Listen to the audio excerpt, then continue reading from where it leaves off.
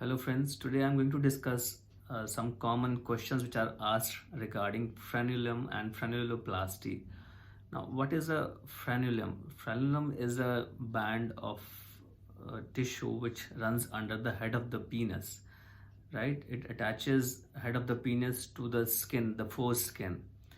What is the role of a frenulum? So, a frenulum attaches the head of the penis to the foreskin and it helps the gliding of foreskin over the head of the penis. So in some people, what happens is that the skin, this frenulum is tighter than normal, and it interferes with the sliding of the foreskin over the penis, and it becomes painful sometimes during masturbation or during sexual activity. And in some circumstances, if the lubrication is not sufficient, it may actually tear also, and which leads to great deal of distress in terms of excessive bleeding, and later becomes painful and leave the scar tissue. So how do we manage it? What are the common concerns regarding this frenulum and frenuloplasty? Let's discuss all that.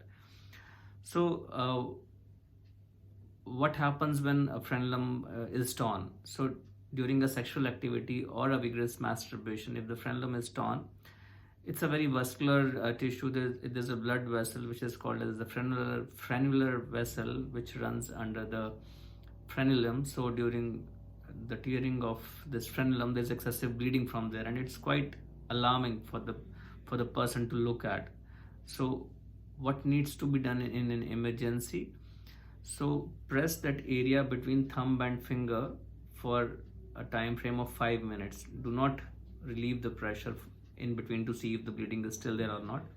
By clock, you have to press that area for 5 minutes, and meanwhile you can make arrangements to go to a doctor, and in some circumstances by that time the bleeding would have already stopped, but however it can always reoccur. So it's best that it should be addressed. If you're in vicinity of a medical help, you should take help, and somebody can control the bleeding artificially by taking a stitch over there, or make a surgical procedure to correct that bleeding and torn frenulum. So how is it managed further? So if somebody already has a tight frenulum, what are the treatment options for that patient? So in adults, most of the times medications do not help, and steroid creams and any ointment for that matter doesn't help solve the problem of a tight frenulum. Often a surgical procedure is required in terms of a procedure which is known as frenuloplasty, and in some circumstances a circumcision also. Now, which is better? Is frenuloplasty better or circumcision better? Frenuloplasty, it's what a surgeon does. He or she artificially divides the frenulum, the tight frenulum, which is also called as a banjo string, and stitches in a way so that it is elongated, and it's no longer restricting the movement of the foreskin over the penis, and it's no longer painful for you.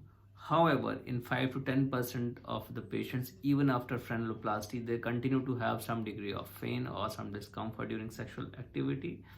So in those circumstances, he can be offered a circumcision also.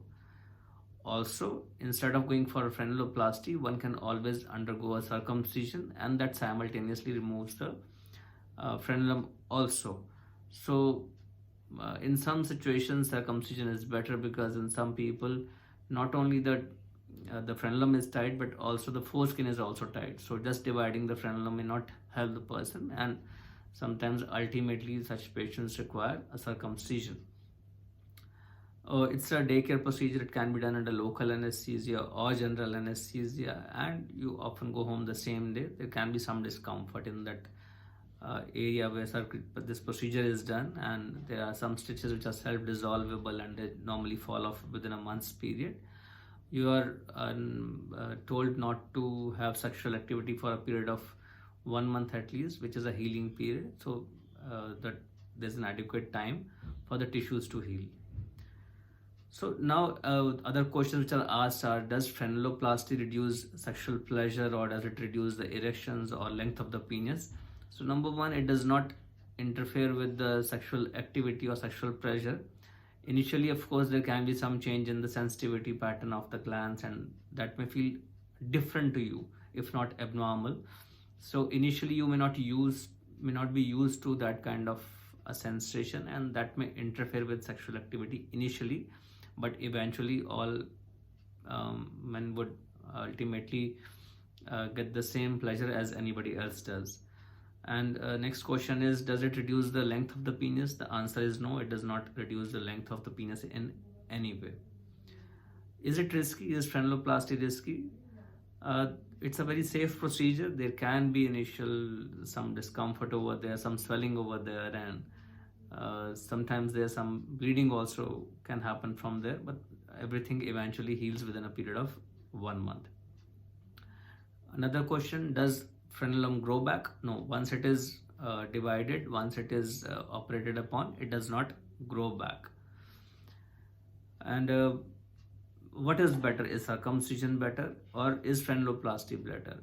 If you want to preserve your foreskin, you can only go for frenuloplasty.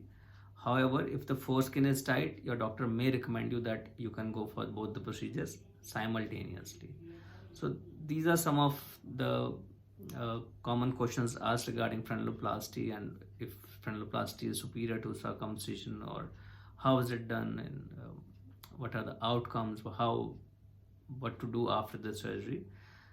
Friends, if you have any of such concerns, you can always meet me. I'm Dr. Aman Gupta, urologist and male sexual health expert, Fortis Hospital, Vasant Kunj, New Delhi.